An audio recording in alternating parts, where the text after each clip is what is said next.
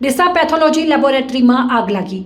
ડીસામાં relief pathology લેબોરેટરીમાં battery blast થતાં આગ લાગી। ઇલેક્ટ્રિક ટુ વ્હીલરની બેટરી લેબોરેટરીમાં મૂકી હતી। ડીસામાં હિંગળાજ મંદિરની સામે આવેલ રિલીફ પેથોલોજી લેબોરેટરીમાં બેટરી બ્લાસ્ટ થતાં આગ લાગી છે।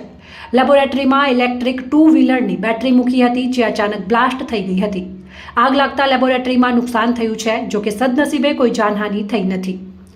ડીસા હાઈવે પર હિંગળાજ માતાના મંદિરની સામે આવેલ ડોક્ટર અંકિત કેલાની હોસ્પિટલ નીચે આવેલી રિલીફ પેથોલોજી લેબોરેટરીમાં અચાનક આગ લાગી હતી। લેબોરેટરીમાં ચાર્જિંગમાં મૂકવામાં આવેલ ઇલેક્ટ્રિક ટુ વ્હીલરની બેટરીમાં બ્લાસ્ટ થતાં આગ લાગી હતી। આગ લાગતા ધુમાડાના ગોટે ગોટા સર્જાતા અંદર રહેલ સ્ટાફના એક વ્યક્તિએ બૂમાબૂમ કરતા તેને ઇમરજન્સી વિન્ડોમાંથી બહાર કાઢવામાં આવ્યો હતો।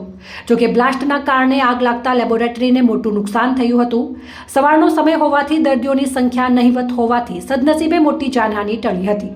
આ અંગે લેબોરેટરી સંચાલક ચંદુસિંહ વાઘેલાએ જણાવ્યું હતું કે અંદર ચાર્જિંગમાં મૂકવામાં આવેલ ઇલેક્ટ્રિકલ ટુ વ્હીલરની બેટરીમાં બ્લાસ્ટ થવાને કારણે આગ લાગી હતી।